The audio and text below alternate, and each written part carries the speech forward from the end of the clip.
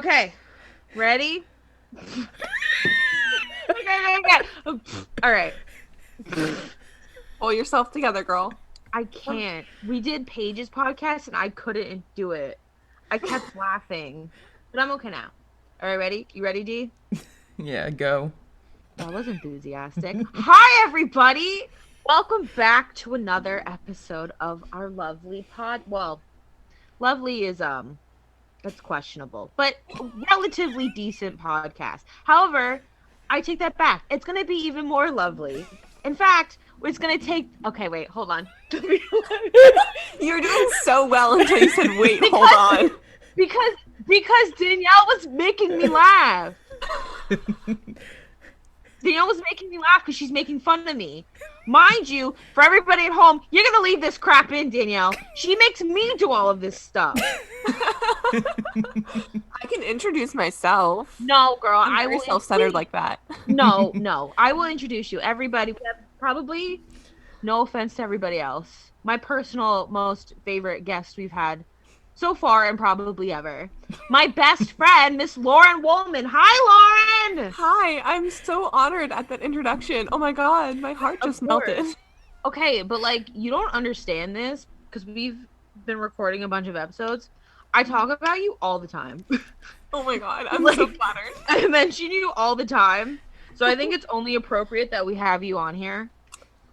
You know, I mean, I'm just the shit. So. Yeah. No, of course, go for it. So hi, welcome. How are you?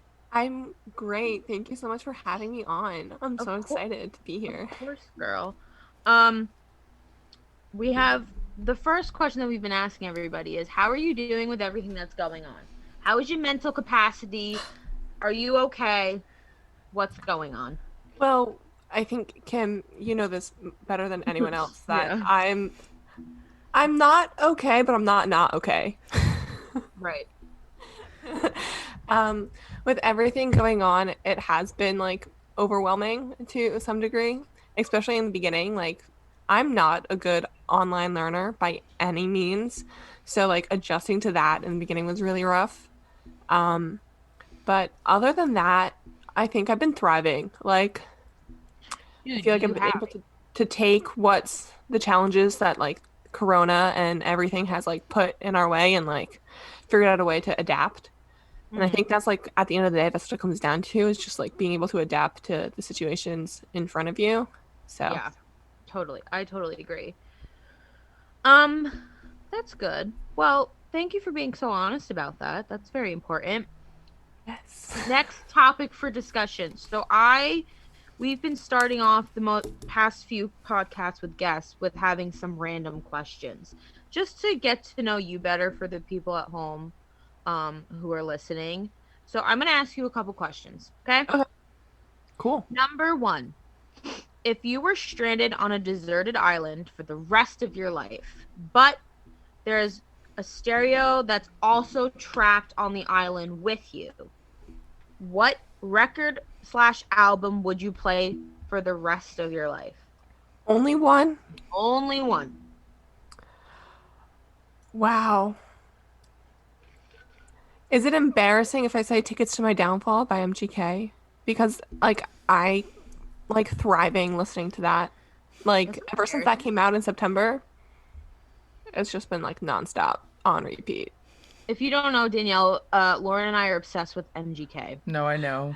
Very much so. I don't think Danielle even knows who that is. No! Well, okay. Machine Gun Kelly, Colson Baker. He is a tattooed spaghetti noodle, gorgeous man. Yeah. Making very good music. He has been for a while. Yeah.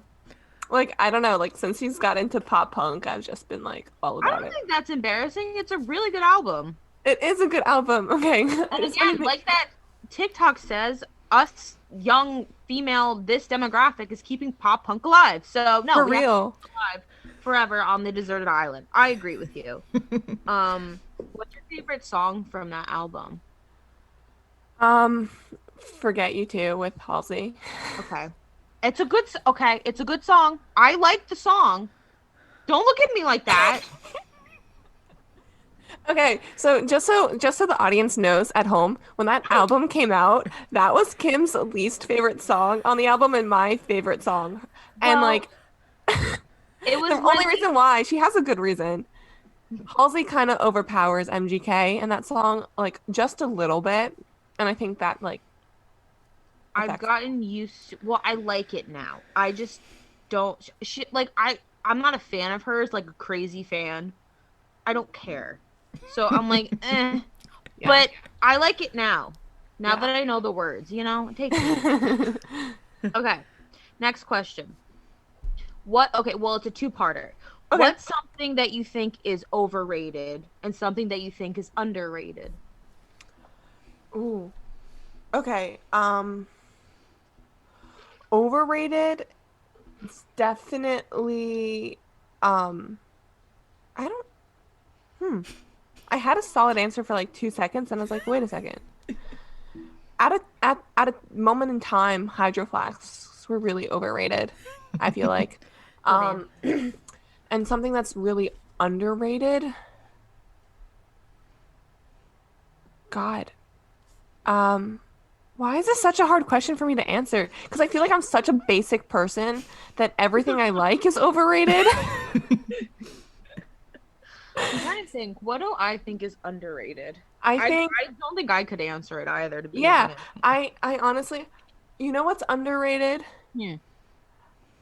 Um, that I think specific artists that are like starting off on like TikTok, like I don't know if this is on your For You page, but like I'm getting a bunch of like artists who only have like one or two songs out, Hmm. and all the songs that I'm hearing, and like I follow through. Like I'm one of those people, like if I like the song on my TikTok feed, I will find it, and I Okay, think that's really underrated.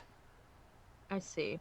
Yeah, because I feel like TikTok, once it grabs a hold of like one song, that's the song for a good solid like 3 months. Yeah, but like a lot of artists are using it to promote their new shit, and it's good. And like, yeah, it's not like a trending song, but like if you get like the rare audio, like every once in a while, Yeah, like TikTok is definitely becoming that like promotional app and stuff.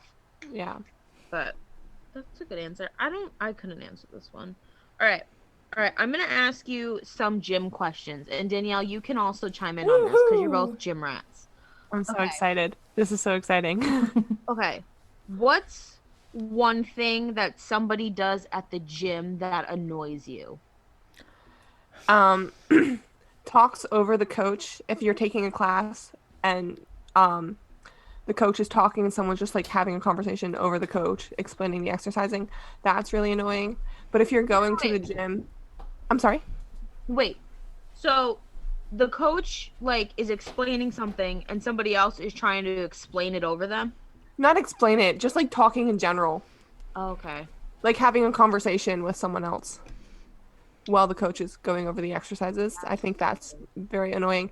But if you're not taking a class and you're just going to the gym, I think just like judging anyone in that space at all, like just having like you can have a look on your face while you're doing your workouts and like have like a judgmental look. But like if you're like constantly like eyeballing someone at the gym and like just like watching them, that's really frustrating. I'm Hmm. like they're trying to better themselves. Let them be. Like don't give them looks.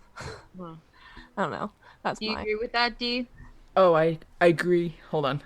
I agree 100% because everyone's going to the gym for a purpose, and 9 times out of 10 Hmm. or 99% of the time it's to better themselves. And like how low of a person can you be to judge someone trying to better themselves? You know what I'm saying? Like that's oh, just a for real. very Totally. like low thing to do. Also too, there are some people in the gym that make comments like out loud or loud enough for someone else to hear them. Like if you have nothing nice to say, just don't say it at all. You know? Like you don't know what Oh, the person you're 100%. talking about has been through, and the fact that they're in the gym is like could be a giant step for them to better themselves and potentially better like other people around them. But another thing that annoys me is that so I just started going to CrossFit, but I'm a big or used to be a big into just going normal, regular, like commercial style gyms or whatever. And people that leave equipment around that's not meant to be left out. That's annoying. Yes. Yes. That's so annoying. And people who refuse to re-rack their weights. Like, you took it out, you put it on the bar, or you're using it, you can put it back. You are fully capable of doing it. I don't care how hard you worked out. You still have enough energy to put it away. Yeah, so like if there were 45-pound plates already on the machine, like, okay, I'm not moving them because the person before me didn't move them. But like if I see you put them on and then you just walk away, if I'm not going to use it, like, hey, like, put them back. Or especially dumbbells, put your dumbbells back. Those are meant to be on a Yes. dumbbell rack. They are just left leave it on the unracked floor. all the time. Yeah, for They just sure. leave them on the floor. Mm-hmm. Yeah. Like for what? For what? This is why I don't go to the gym. Rude people. I will say though, I find that the people that are there to like actually do their job, like, and are very determined to work out, they don't give a crap what other people are doing. Oh no. But I know for me, when I was going like in person in the gym, I'm just a people watcher. So like I'll watch people and I'm not like judging them. I'm a people watcher. That's who I am. See, like that's fine, but like because you also don't have like a resting expression where like you give them like the eye. Like I'm talking about like they're looking and like they're like they give them like that puzzling look. You know what I mean? So like there was this guy who goes to the Monmouth gym, and they moved all the cardio equipment upstairs, and the upstairs is an indoor track, and there's a bunch of space for like the shot put or whatever. And in the shot put space, he does like Krav Maga or something. Like he's doing like very physical like karate type movements with no opponent. And like it's very comical to watch if you're watching it, but like don't like overtly stare at him and like give him a questioning look. Like it's okay to be amused by it, but like not like judge him for doing that. Yeah, Is no, what I'm I trying to totally say. agree. I just feel like when I'm there, I just don't know where to look. I mean, unless I have my phone and I'm watching something, but if I'm listening to music, I just have nowhere to look. Yeah. Yeah. I find that too. You know? I find if I try to either like look if there's a mirror in front of me, I try to like just like mainly like watch myself and my form. But if I'm on like a treadmill or something, I try to like watch like my interval pace if I'm doing that time. It's hard. Wandering Yeah. eyes. It's hard not to be a people watcher Okay. in the gym. Yeah. Okay, so number 2. Do we appreciate the loud banshee grunts / screams from middle-aged men when they deadlift too much weight without a spotter? Because I don't. Okay. Well, okay, It- Kim. it depends. First off, Kim, deadlifts don't have a spotter. Just for correction. I Well, was gonna say that's that. why- I was gonna say that. Okay. It's the bench press that you really need a spot Or for. squat. And Bench squat press or Bench squat. sometimes. press. Guys, you Yeah. can't insult me on things that I don't care about. Sorry. Can't. Okay, so it depends. It depends on how loud and obnoxious the grunt is. If it's like on purpose just to get attention, then no, we do not care for it. But if it's like an accidental, like this was heavy, like ugh, like that's fine. I Okay. agree.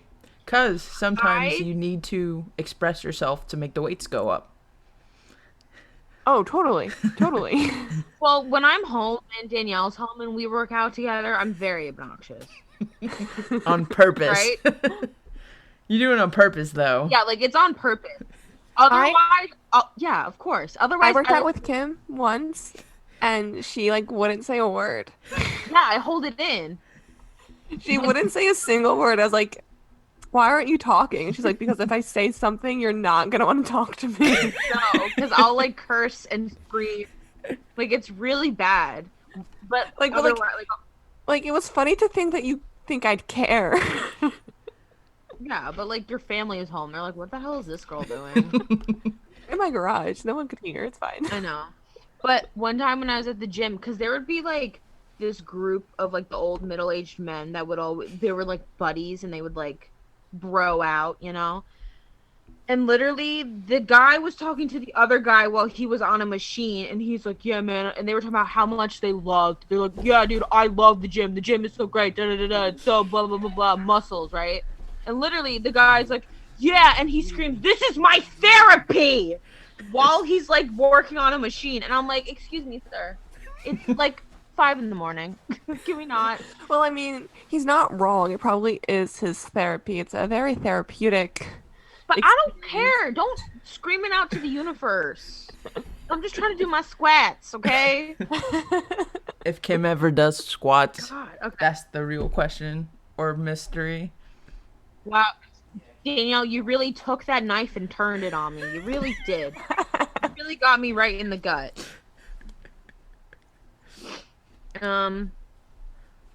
Okay. Next question. Those are my 2 gym questions. If I had any more, I would be so bored. Anyways, At least you're honest. if there was a I know. Yeah, for real. If there was a movie named after or not named after, about your life, what would it be called? Oh, about my life. I feel like it would have to incorporate my last name Okay. in some way because my last name has been like a big identifier. Like I've always done sports growing up and like you're always referred to as your last name in sports. So like something to do with my last name.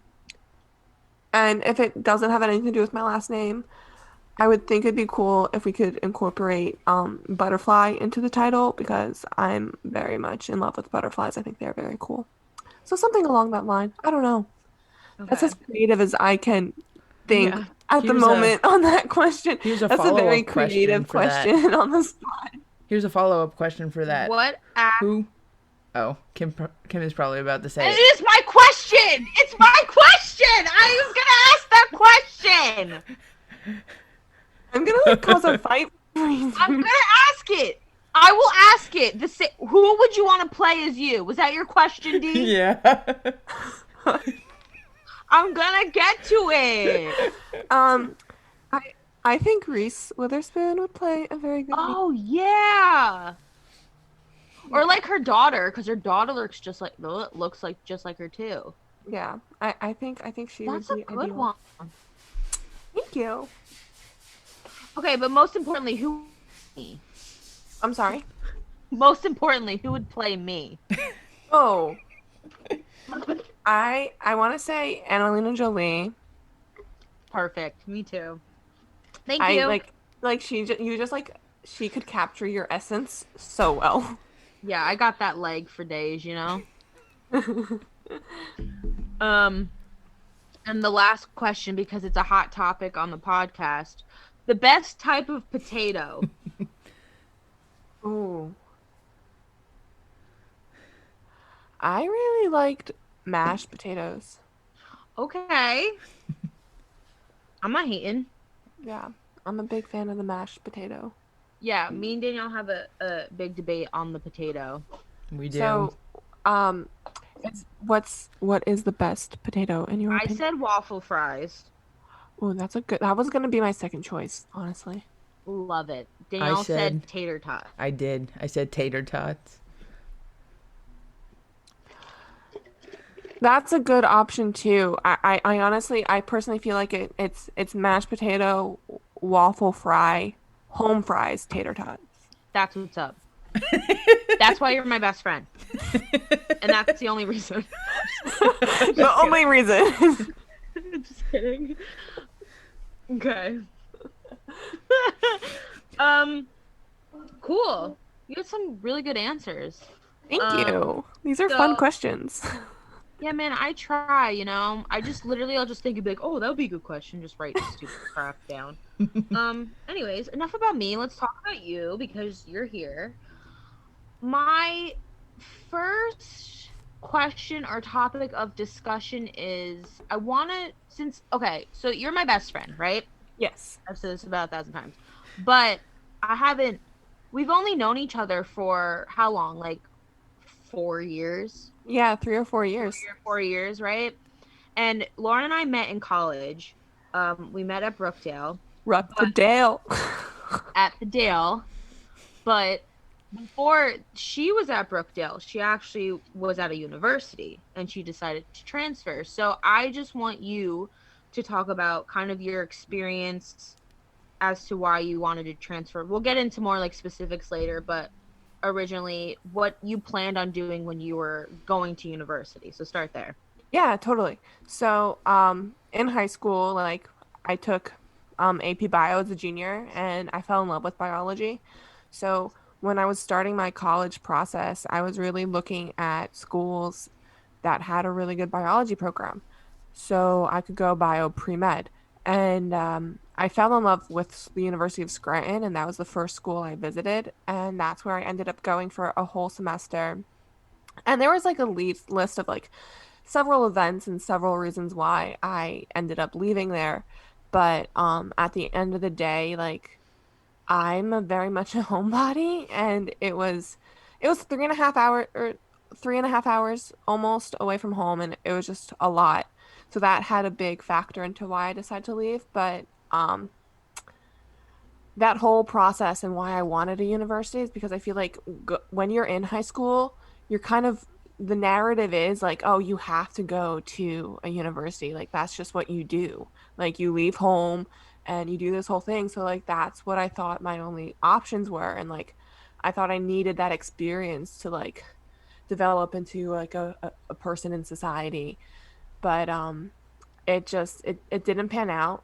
I was sick my senior year of high school, and that like I got better obviously, and I was able to go to college, but I was still processing a lot of what had happened, and that just like it didn't mesh well with being away for the first time. Like I was just dealing with way too much, and I was Yeah. like, okay, I gotta do something about this. And the choice was to either transfer to Monmouth or transfer to Brookdale.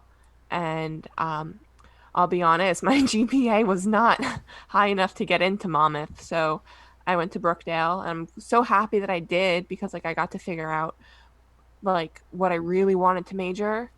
Like I think it's so hard to pick a major right out of high school. It is. And I love what I'm majoring in now, and I think there's so much opportunity for growth there. So I'm glad with how everything panned out. Yeah, I feel like it's so crappy because like community college gets such a bad rep. It so does. And like Brookdale's like one of the top community colleges in the country. Oh, totally. But like I think that from people that I've met and had classes with and stuff, like one, there's so many opportunities that can happen from going to community college. And I find that I found people when I would go to college who had a that like particular community college, I found that there's a lot of people like me who have the same goals that I did. Because I know for me, like the high school, all the schools that I had growing up, like they didn't have to care about things and care about Right. working or caring about getting a good job and stuff. And I feel like with that no care comes no responsibility.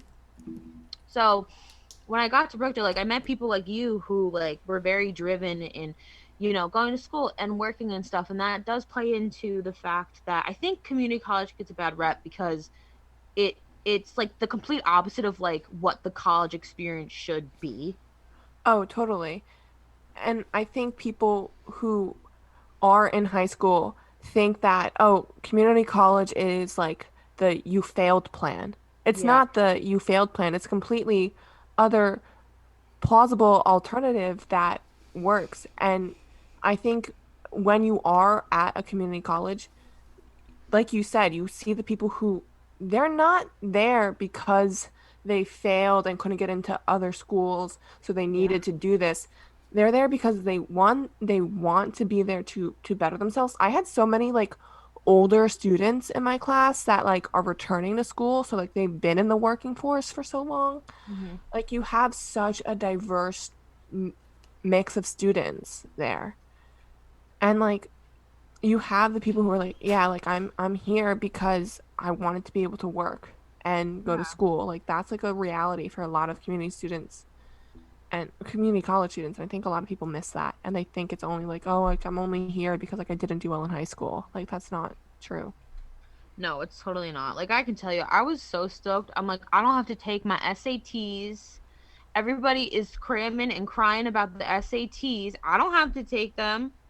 You guys have to wake up at 6 o'clock in the morning on a Saturday and then cry about how your scores are crap. I don't. I'm taking my ACTs. I was like, I'm like, cool. I can just graduate high school and go to college because also too, a lot of people like that's a good option when they don't know what they want to do. Totally, You because they know? can take a multitude of courses in a very different subject matter and figure it out. Yeah. Like I don't know, like society expects 18-year-olds to have their like life figured out. The amount of I times that I have changed my major, I wouldn't have been able to do that at like a 4 year school, right. you Because know? you're paying too much and there's too many requirements to fulfill a degree. Totally. Um, but you but you also changed your major though. Completely Yes. different from I the went your from bio one. yeah, I went from bio So pre-med to communications. yeah, so like talk about that. Why did you ultimately decide to change your major? Um, the joke that I say is that chemistry is just way too difficult to understand, but in reality, It's I true. uh, the reality of it is like a lot of the subject matter that I was learning, like it hit very close to home for me, and I kept applying it all to my own personal experiences, and I wasn't able to differentiate myself from what I was studying. And with communications, it's such a broad field that I can still have some of that, like what interests me in like bio and like the health world, and have a career in something else that really interests me, which is like mass communication and social media and all that stuff. So I was able to mix what I love both into one thing. Yeah, and also I feel like you just fit better in communications. Not that you wouldn't in bio, but like bio is so like sterile. Yeah. And I'm also like You all I do is talk. yeah, Like so I've do I. been It's told okay. I've been told I could talk to a brick wall for like hours and like wouldn't care, wouldn't run out of things to say. So it works. You have a personality. That's Thank okay. you. Well, Um, what I was I gonna don't know if say, you'll yeah. I was gonna say something on top of the whole, which she was talking about switching her major and going to community college. On top of that, people will tell you, say, if you want to get into the medical field, you have to be a doctor or you have to be a certain profession.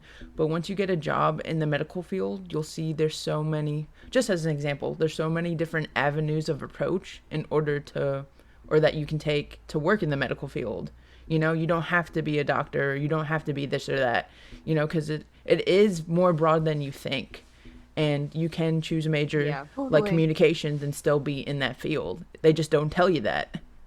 And like exactly, I thought in order to be involved in like health and wellness, like I had to be a doctor. Like I didn't know anything else until I was like, wait, I can still do this and be involved in the health and wellness industry, but I I don't actually have to be a physician. Yeah. and I feel like that's where schools kind of fail people is that they don't give the kids like they're expecting them to make these decisions at a very young age that are going to determine the rest of their life, but they're not giving them enough variety of stuff to choose from and give them interest. It's either sports or like theater, and those things are great, but there's more to that, like as far as like electives and things that happen, especially in high school. Like they're not broad enough where you don't Especially know at a about all. really big school.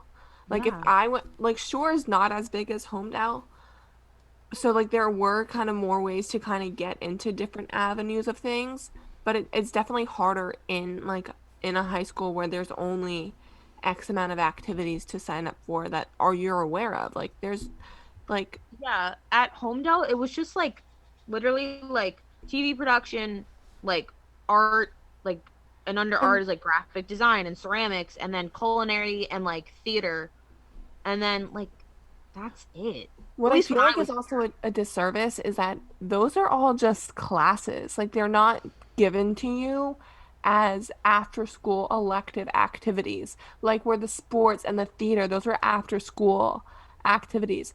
Like that really narrows what you get involved in and what you're passionate about. Like if you right. had like a cooking club that met after school or like a TV production club that met after school, you would get such a more wide variety of students. Because like when you're picking your classes for high school, you're thinking about, oh, like what I need for college. Exactly. I was gonna You're say not that. thinking about what I want to take for fun. Like I took so many AP classes because I thought it looked good for my college application process. Yeah, and Or like it's I totally could have taken more art classes or something. Like, and you don't necessarily want to do them, you just have to, and that right. sucks. Right. But it's just hard. Like I know that when I got to college, I was like, I didn't even know all of these options were like a thing.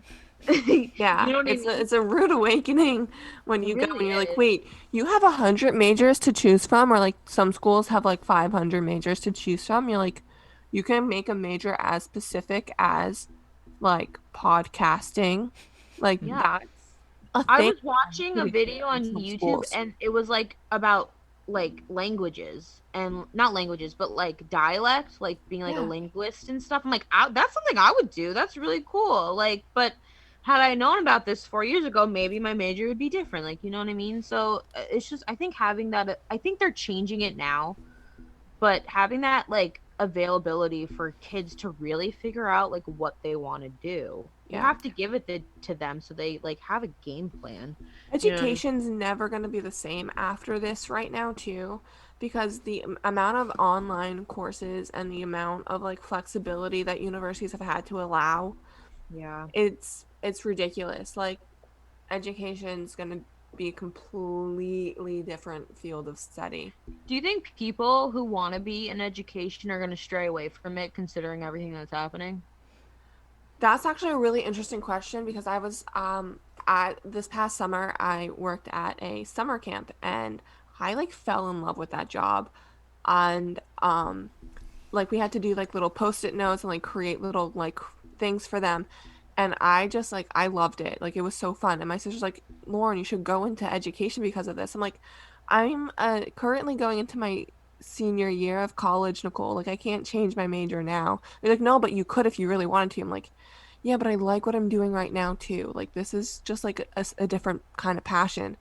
Yeah. And as I was talking to some of the teachers who go to the gym, they're like, you don't want to go into education right now because it's not about the students like you think it is. It's more about putting in like the requirements for the state. It's a lot of like state Yeah. mandated like education like requirements and minimums. Like how are you providing your students with XYZ like first the standardized test information. So I think if you are in education right now and or you're an education major right now, you kind of know what you're getting into because you're getting taught how to incorporate state required material into your coursework. But I think it would be such a fascinating industry to break into right now because of how much it's going to change. Mm, That that's was a a good very point. long answer. No, that's a good perspective. I definitely, yeah. I mean, just with technology in general, everything's gonna just change completely over at least in the next 10 years or so. So Oh, totally. I don't know, but there's something good about an old-fashioned textbook. You know what I mean? Yeah, yeah. I see, like, I always, like, I've grown to like textbook work, but like when I was like little, I absolutely couldn't Well, who stand it. did? Yeah. Like I feel like you grow to appreciate it. And like I think there's Yeah. so many like new and creative ways to receive information now. Like Yeah. there's just information overload and like yeah, not all of it's good information, but learning that not all of it's good information is important too. So That's definitely the thing that when Daniel and I talked about this on here before is like learning to know like what's good information, what people like want, and what people are actually getting. Because and what especially with media, it's like Do I really care that Harry Styles and Olivia Wilde are dating? No. Yes, you do. No, I don't. So why are we reporting on it? Like, I think the mindset of like, especially like with celebrities, like nobody gives a crap. Like, give No, it. no one really does. But the fact that like I feel like we're such like America is such an egocentric country. I've grown Yeah, to we learn. are so superficial. And like we live for any type of celebrity drama because it like pulls ourself But away I from. feel like people are starting to be like, yo, we don't care about this stuff. Oh, there's a whole trend on TikTok to be like, hey, don't forget unfollow all the celebrities on Instagram. Like they're like just like stop caring and they'll stop being a thing. Well, I don't think, well, I don't And like necessarily agree with that. no, I don't necessarily agree with that either, but that's such an interesting perspective to take. If you were to take that perspective and run with it for 5 minutes, like Mm, you literally just invalidated an entire person's career by doing that. Like, you know what I mean? Like we yeah. are so like involved in that stuff. But like what I had something I wanted to say before we got onto this particular topic about like receiving good information. Oh, I remember. It was about like um how American, like if you look at history textbooks too, when we were talking about textbooks for a brief Yeah. second, the information is selected based on where like the region Oh, is. yeah, totally. So, like that's a huge thing too. It's like learning that like we whitewash like not Yes, no, yeah, call it yeah, it is. It's it is whitewashing. like we whitewash and teach the history we want people to learn, and like I think learning that is It's a huge a thing. huge milestone for people. And Yeah, yeah. because And I think like that's why some celebrity platforms are important because if you look at like people who are big advocates for things like that, then like they have the platform to do it. Like let them at least like put some but then you also get into that whole like oh but like they're a celebrity, why do they well, care? It's like well, right. it's That's the such a giant hard juxtaposition, right? right. It's like and like as to you were saying, like why do we care that Harry Styles and Olivia But Wilde are like it's that's the whole well, thing. that's the thing. It's like I don't necessarily like that's the stupid part of celebrity culture and media that people are like, we don't care. But when it comes to, I think on one hand, you're right about the juxtaposition of I'm a celebrity or you're a celebrity, use your platform or stop. This doesn't concern you. Why are you talking about this? That happens. But Right. also, there are people who I think, well, for celebrities, I think there are people who just post crap just to like save face, and people can see right through that. And then there's, like you said, people who actually are activists and stuff. Yeah. And I think But that's what's also really hard for people to differentiate though because like yes, like the general person can see through that, but not everyone can. I mean, look how far certain people have made it in the world and they our whole campaign was on complete and utter hate and garbage. yeah, I mean, but yeah, I Yeah. think that you made a good. No, I agree. I definitely took your like differentiate from learning and made it super superficial. Then, if I just talked about media, but No, no, you didn't. You didn't which at plays all into because the like whole that's I honestly thing. see like that's the thing though. Like there's the people who are like, "Wait, why do we care about this celebrity stuff?" I'm like, "We care about like you can't take away that completely." I think like e-news and like gossip stuff, it's such a huge part of our culture already Mm. that like if you were to take it all away, like I don't know if you follow the rundown on Snapchat. Like Aaron Lim's whole career is basically just to report on like the celebrity happenings. Like people are curious about this stuff. It gives them an escape.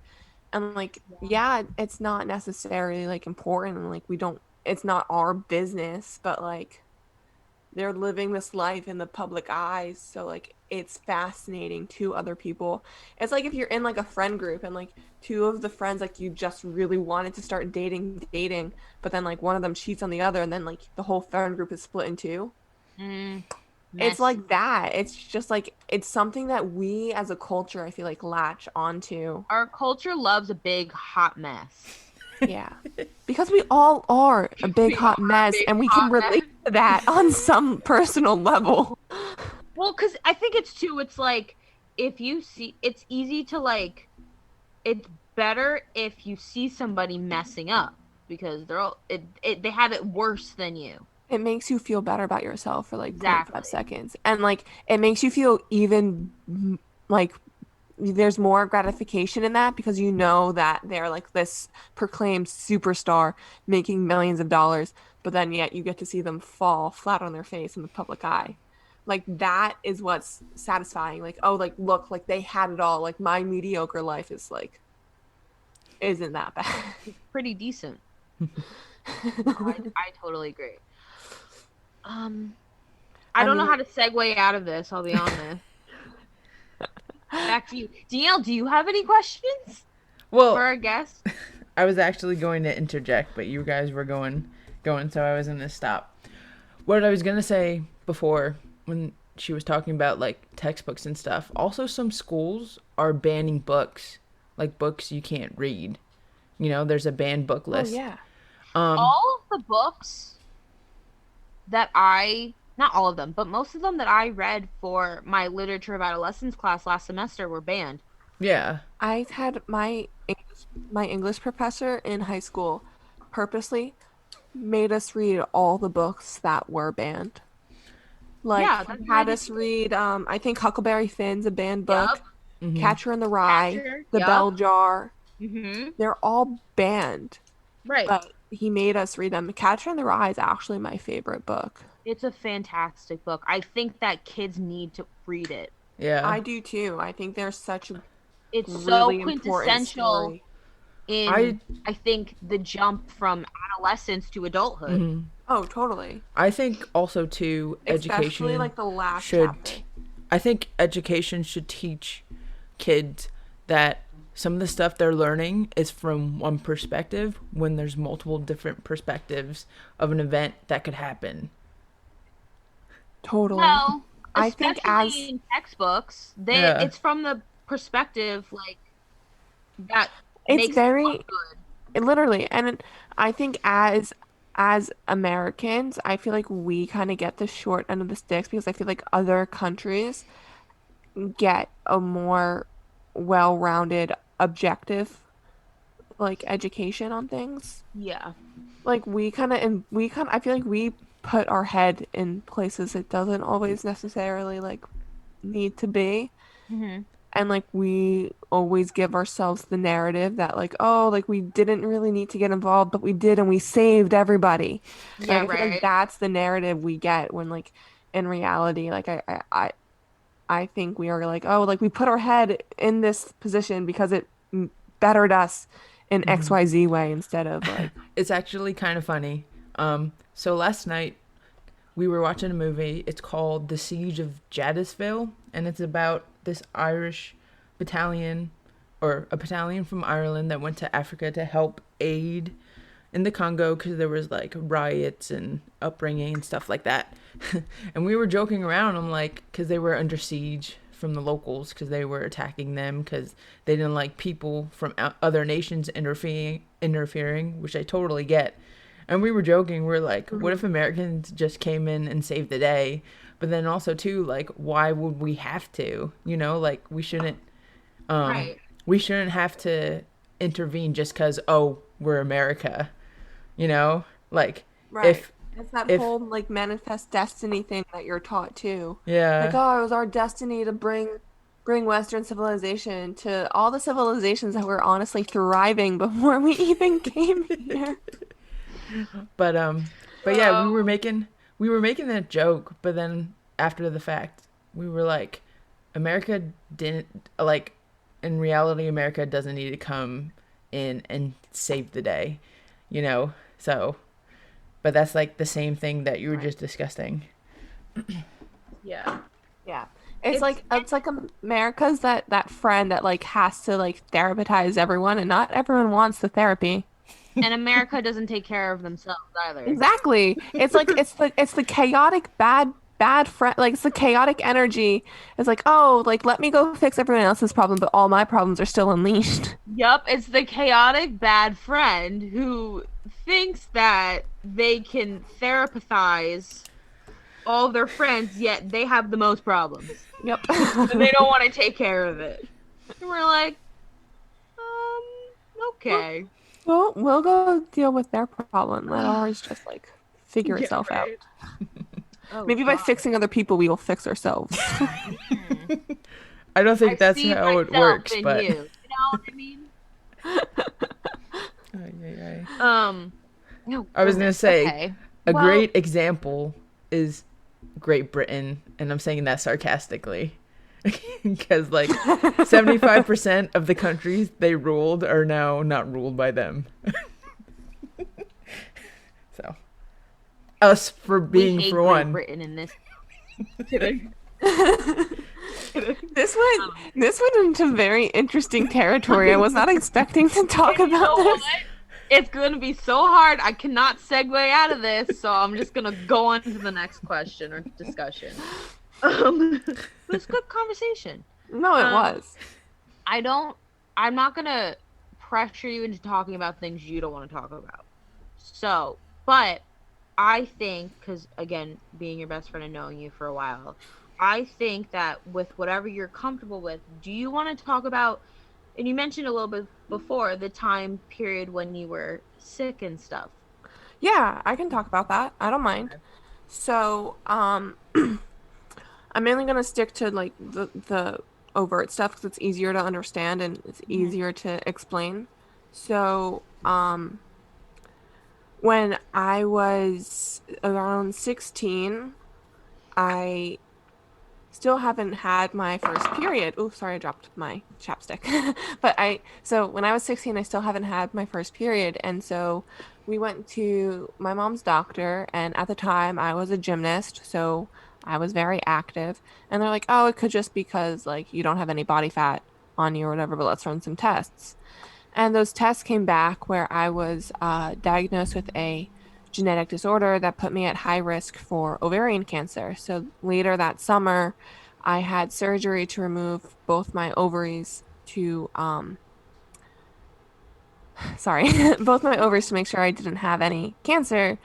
And it was in that process where they found that my right ovary had some cancerous cells in it. So they had to go back in and do what's called the staging operation. So in this process, they just like take a bunch of samples from like your lymph nodes and everything. And I got very fortunate and I only had stage one. So it was only the cancer cells were only in that one ovary and they hadn't moved.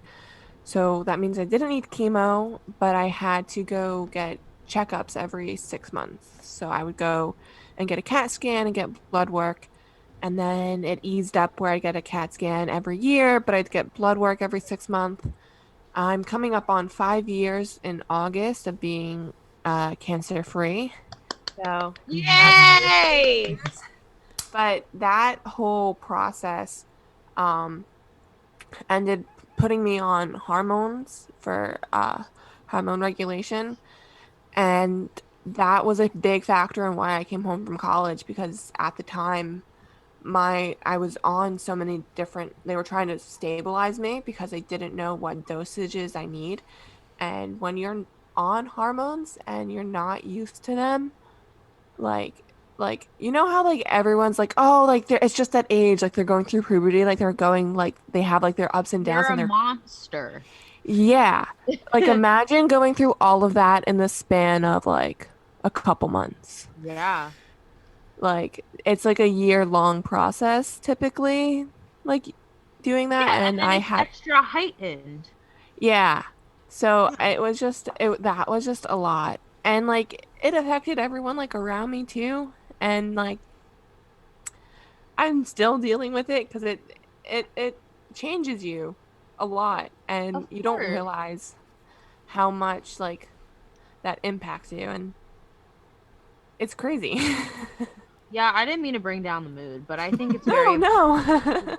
for like you to talk about it especially. But like I'm sure that like it's inevitable and everybody can agree that that is something that is already very very sh- I don't even want to say stressful because that doesn't give like the impact of like how that affects somebody, but take the effect of finding that out and then also being a kid. Yeah. Like You think you have your shit together when you're 16? You You, don't. no, you Like do not. like you're I my favorite fact about the human body is that your brain doesn't fully develop until you're 25. Yeah. And like I find that so fascinating. It's like certain aspects of you are like considered an adult, but you're not really an adult up here in your head until you're 25 and you can like Yeah. actually rationalize things. So, Right. And to that point, because it also, people question whether we should make the drinking age to 25 right. because of the fact that your brain isn't fully developed. Not to change subjects again, but I don't know the answer to that. Yeah. I don't know. 'Cause like then people argue, well, like the drinking age used to be 18 and like why can someone go fight for their country but not be able to have a drink? I feel As if like they're the same things, but okay. Like yeah. they hold the same weight. Yeah, I feel like drinking is such a huge thing in our society that like it like you have to drink to have fun. Like I think Well, what it's not people even forget is drinking is alcohol's a depressant. It's not well, an I was upper. gonna say it's not even like the drinking because I feel when I think of like drinking as a form of like being social, I think more of like European people were drinking where they drink probably in more moderation than we do in our culture, American culture. It's about getting drunk Yeah. and And looking like like a moron. and like I don't know if you ever like cried while being drunk 'cause I used to do that. Especially when I was at Scranton, I did that a lot. I usually just pass out, to be Yeah. honest. Yeah. Like it's like alcohol's such an interesting topic to me because like it's so like glamified and it's not that glamorous. Like yeah, it's like certain drinks you can make like It's taste kind good of and like sad. yeah. Like I mean, don't get me wrong, like I don't like having like a couple like drinks and being buzzed and like having a good time. I'm not against it at Of all. course not. But like that's Did not you what I ever can be on wine night? Yeah. Like that's fun. It's like I don't know. That's like It's usually the people who are going to drink just to drink and get drunk where it becomes questionable. right. And Maybe if it's in the hands of people like we said aren't fully developed and they're maybe hormonal and they're going through all of these because I feel like also too that's a time where people are figuring themselves out and they also hate themselves the most. right. If And you like put if a you throw bottle of alcohol at a alcohol bunch in their hand, that's not a good cocktail, pun yeah. intended. Like my older sister came home from Delaware like her first year and there was like a couple students who were freshmen who committed suicide. And my Yeah. sister's convinced it's because they went away to college with mental health issues and then they were introduced to drinking, which is a depressant, and it just amplified their mental health issues and didn't solve anything and it resulted in that. I feel like mental health in our country isn't addressed enough and it's like when I got sick it took a huge toll on my mental health and like thank Well, God I have the support system that I do because like it helped me work through and be like wait I don't want to be here and work like I don't know what would have happened if I stayed at Scranton like I love Scranton, it's a beautiful town, it's a beautiful city, it's a beautiful school, but like I needed to be home for my but that's also all materialistic things. right. It's a nice town, it's a nice school. Yeah, that's what it is, but like that's not the stuff that necessarily really matters. No. Um I was gonna. so like when you were going through all of that stuff and even coming out of that of um treatment and stuff, what you said like your family and your support system, what do you did you get is that when you started getting into fitness? Like did that really help you in your mental state? Actually, so funny enough, um, when I came home, I stopped working out. So like my only coping mechanism when I was away was the gym. And so coming home, I had Okay. my family and they were other coping mechanisms for me. And I re mainly relied on being home. So I stopped working out as much. And it wasn't until I started going to therapy again because coming that whole yes, coming home was the greatest decision for me, but like just the decision itself also like made me really depressed because I felt like I failed in some degree. So it was like I'm struggling up at Scranton, but I need to come home. I come home, I'm doing better, but I feel like I failed, so I went back into a depression. It wasn't until I kind of started going to therapy again that I did reintroduce fitness, and Hmm. that made a major impact in the rest of my recovery process. So yes, it had a huge impact, but I think there was a time where I needed to take a break of it to Yeah. figure out the other parts. You had to And take a break to figure out who you were. yeah, because that Essentially, it's that took over your entire life. yeah, it's And all I was doing at Scranton. Like yeah. I would go to the gym before classes, in between classes sometimes, and after classes. Like I would figure out a Ooh. way to either go to the gym or be running. Like So you were mad skinny. I really was. I look at pictures from when I was Scranton. I weighed like 122 pounds and like there was no butt. What a shame. I have that problem. Not the 122 pounds, but the no butt thing. But, but, yeah, first of all, I don't think you're a failure for coming home. I know I am not now, but at the time, that's all I could see it as. It took me a really long time for me not to see that as a failure. I think I you're don't being see it, I smart don't for view it not. that way anymore, if that makes sense. No, I know. I know. Because, like, we talk about, because the thing about Lauren is that even though she was very serious in this, I mean, obviously telling people about this, but she, like, the fact that she can joke about what has happened to her in her life, I think is a testament to how strong you are. Thank you. And I always say if you can joke about your life experiences, the good and especially the bad, then you are a very, very strong person and you definitely have are going to overcome it. Um, Can I say my favorite joke right now at the moment about this whole experience? okay, but I think I might have already said it because I talked about it. Oh, But yeah, really? Okay, yeah. so my sister's dog just got spayed. So my favorite joke to make is that my sister's dog and I now have had the same surgery. So we are emotionally and physically bonded on a whole nother level. I mean, that's literally when you told me that, I was like gagging. Because like you would think that like I said, like you would think that you would be so like you don't want to talk about this stuff. Why would you? And then you're like making I don't even like entice it. You just come out with these jokes and I'm like, girl, okay.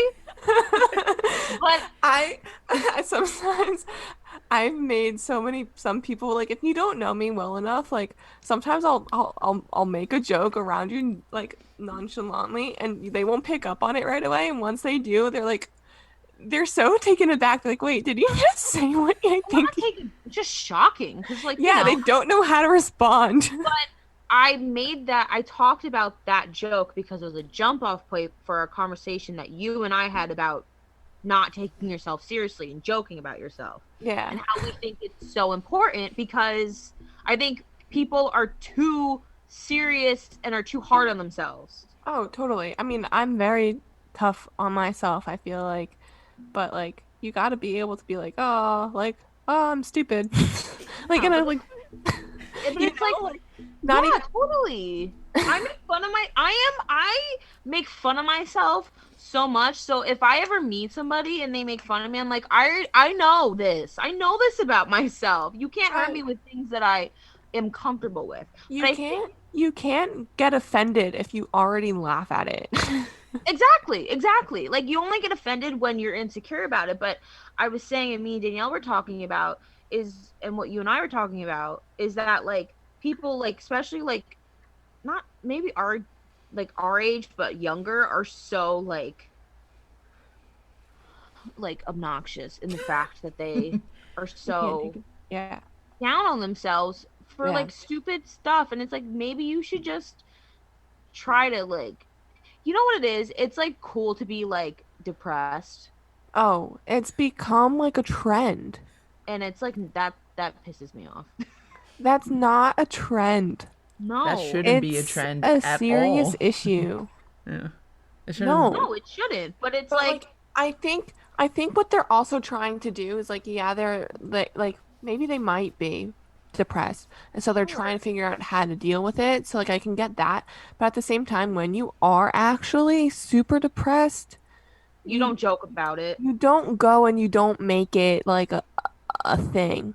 Like I No. think the people who make it like a thing think it's like edgy. Like depression's Yeah, not it's something that's edgy. You angsty. can't even think about your aesthetic when you're depressed. You're too busy trying to figure Yeah. out how to get through How to just like the day-to-day survive. process. If you think about if you're either like the emo aesthetic or the fairy girl aesthetic, then you're not depressed, girl, Yeah. Yeah. in real life. But I think that's what it is, and it's just like also too, it's like people are so hard on themselves that like they don't even want to push forward to see the light at the end of the tunnel. Like Mhm. they and like people want to be upset or depressed about stuff. Well, Yeah. They're looking for part a of reason that to be mad. too is depending on like the situation they're in because they might have been taught that they have to be harder on themselves.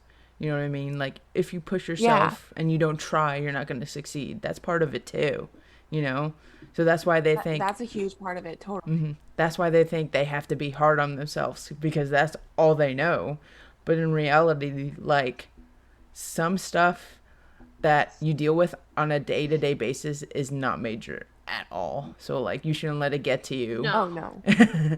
And then the only person I that should mean, be critical of you is you. So if your way of dealing with something is making fun of yourself, then like go for it. Like, you know. yeah. That's why I call myself chunky. I mean, I have like the hardest I as you're saying, like some of the decisions you have to make are like not that difficult. I think the hardest decision for me sometimes is my rook order. And like the fact that like I Why can do you like admit that Rook? that's one I of my don't hardest decisions I had to make that day. why do you like okay, this is a hot topic or a hot take, but uh, I like Rook, but do I why do you like it so much? Is it because it's convenient? It's not even that convenient. It's not that far. I mean, it No, was it's not that convenient far from when we me. were. It's not that far from me. It's pretty convenient for me, yes. But like I know you're a Boosker girl. Like I'm not gonna take that Well, from I'm you. more of a Dunkin' girl than anything else. But Booster That's Do, true. like as far as local chains, yes, a Yeah. thousand percent. So so the reason why I like Rook so much is because one, their cold brew is just really well made. Like the consistency of the brew itself, it's just really well done. And it's a Hmm. pour over coffee. So like you can go to like most places and get a pour over coffee and it's not that big of a deal. Like I think French press makes a better coffee than a pour over, but it's just they get great quality coffee beans. Like they like Holly, the owner, one of the owners, and I forget who the other owner is. I apologize. But they worked really hard on making sure that like where they were getting their coffee from was good quality coffee. And like I don't know, like I feel like Starbucks is just it's so generic. Their coffee comes from any other coffee farmer. Where like Yeah, like we can all agree that Starbucks is overrated, but also like I go to Starbucks. no, yeah. Like they don't get me wrong, Starbucks has good drinks. But Yeah, like if you want too coffee, expensive. yeah, it is. It's the I wouldn't quality. get a coffee from Starbucks. Yeah. I won't drink coffee from Starbucks. It's the I'll drink quality like over I'll drink quantity. an espresso. Yeah, Yeah, I wouldn't drink a coffee. I think it goes back to that whole like aesthetic. Do I act like I think the only coffee that actually works for me is either like crappy diner coffee or like Yeah, but a crappy bodega. diner coffee is not really crappy. No, it's not. And I've the reason why is because they're getting bags shipped from a really good coffee company and brewing it in-house. Yeah. That's what makes the difference. But I'm saying like as far as like what actually goes into my veins and makes me go my heart go bump bump bump. Right, It's that right. diner coffee and the like and Booster Do. Otherwise, Starbucks doesn't really do anything, and Dunkin' doesn't really do anything. It's just the aesthetic of having coffee. Like, you know Yeah. those people who drink coffee and it just looks like milk? Yes, I don't like those Like, people. you guys aren't drinking coffee. You just are 17 and you want to go to Dunkin' before high school class and you want to drink coffee. It's Yeah. coffee in Yeah. quotations. That's kind of my vibe with certain places. You are correct. And I You think, know? like, personally, like, for me, I didn't used to be that person because, like, I now I drink my did. coffee We can, black. I mean, yeah, maybe I you did. Maybe I did. But I did it for Rook. Like, I made Rook my entire personality at one point, and it low-key still is. well, that's how we became friends, kind of. Yes, I That bought was you Rook. one avenue of us being friends. Yeah. Which, should I tell the story or should you tell the story? Can we tell it together? Yes, we'll tell it from each other's perspectives. I was gonna Okay. say because Okay. I So, only know Kim's perspective of how you guys became friends. Okay. So, so it's the first day of the semester, I'm pretty sure, because we had that class on the first fall day of the semester. 2018. Yes. And we had like Com 102. Mm-hmm. And it was with Eileen Church. What an amazing woman. She was one of my favorite professors Yeah, at she's Brookdale. pretty cool. I still have the shredded money in my room somewhere. I'm pretty I sure. don't have it. Yeah, I still have it somewhere, I think. But I was one of the first persons in that class, and I took a seat at the front. And I was one of the only girls in the classroom at the time. And um normally when you are the only girl in the classroom, any other girl who walks into you like tends to sit around you or next to you. Which is And what I did. yes, and so she sat either next to me or like next to me and behind me, like to the side. And I was like, okay, when she first walked in, she had her makeup done to like the T and her hair was black. And I was like, this person's either going to hate me or we're gonna be friends. And so was it at the end of the class or something? I was No, like, it's beginning. it was the beginning. Yeah. I was on my phone and I was listening to 5 Seconds of Summer. They were on my Instagram feed or something, and Kim made a comment to me about it. It's like, oh my God, their album that just came out was so good. Yeah. And that's how we started talking. And I was also in the mindset where like I need to at least meet one person in this class that I can like so I can study with them so I Yup. don't fail. Exactly. Which is why I went and sat next to you because I had that mindset, especially at Brookdale, because I don't know Yes. how other community colleges are, but Brookdale, it's very hit or miss with class like interaction Yes, you either get a really good person like you to be like, no, yeah, or let's the class exchange in phone numbers. general. Yeah. It's either like you either get one or two people to be like, yeah, let's exchange numbers and start like a study group, or no one talks at And all. it's so awkward. Yes. Right. And Because like that's the one thing that like people who went away at university like doesn't get. It's like campus life is so different than like what you would imagine campus life is because even if you don't have classes with certain people at a university, you're still on campus and you see them every day so you know who they are. right. If you Like don't I have only classes with anyone, like you don't know anyone. no, because you just go home afterwards. Like Yeah. you're not in the same building, you're not in the same dorm room, like you don't hang out afterwards, you go home. Yeah. And So like it even was if you were to hang out around campus, like waiting for your next class or something, like the student center or whatever, like where people would like typically hang out, it's like people who are already in classes together. Like it's not really like, oh, yeah, like and our friends. yeah. So that was always my rule at Brookdale is to at least have like an acquaintance. Yeah, in one of your classes so you could survive the class together. Exactly. Yeah. Yeah. But So that's that's why I went and sat next to you. And then you got me Rook the next week. yeah, I think because we were talking about homework, we exchanged numbers and we had a homework assignment due. And I was like, hey, like before class, I'm going to Rook. Do you want one? And I was like, yeah, I'll take free coffee, thanks. Yeah, because I think you had like I think before you either like texted me or like called me like asking to do like homework together or something. And Yeah, we did the probably. first assignment together. Yeah, but Yeah. I But she you low-key really peeped on my phone and that's how that all started. She was I low key stalked your phone. Again, I'm a people watcher. I watch everything. I low key literally was like, wow, their album's really cool. Wow. yeah. It Thank was. God for my and fun fact about me if you don't already know this is like I'm obsessed with them. You haven't really talked about them. I haven't. My obsession has kind of dwindled down because I think I've become more of like a functioning adult in life and I've been very busy. And they've So also like been my very little MIA. adolescent like love struck crush on the lead singer Luke Hemmings is not as strong, but that man can Wow. I know, but that man's the only man that will make facial hair attractive for me. Really? Yes, I like his Isn't he like beard. a year older than us? He is actually he's actually your sister's age. He's 25. He'll be 25 in July. So he's younger than Danielle because she's turning 26. Oh, But she's 25. yeah. I thought he was like 23. No, he's the youngest of the group, but he was born in 1996. They're all, wow. You know what's so weird is like watching people that you loved as teenagers like be adults. Oh, I know.